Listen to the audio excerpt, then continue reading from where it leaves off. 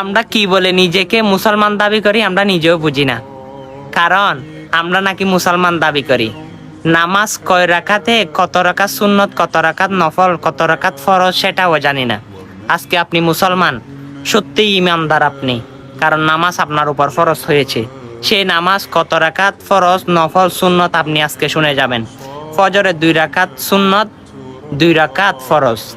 জুহুরে 4 রাকাত সুন্নত, 4 রাকাত ফরজ, 2 রাকাত সুন্নত, 2 রাকাত নফল।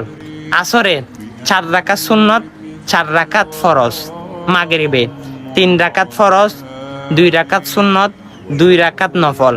এশারে 4 রাকাত সুন্নত, 4 রাকাত ফরজ, 2 রাকাত সুন্নত, 3 রাকাত বিতির। হ্যাঁ, আমরা মুসলমান, সেটাও কিন্তু আপনাকে যদি জিজ্ঞেস করা হয় আপনি পারবেন না। আজকে আমার কাছ থেকে শুনেছেন, আল্লাহ রসুল বলে আমার একটি আয়াত হলে অন্যের কাছে তুমি পৌঁছে দাও।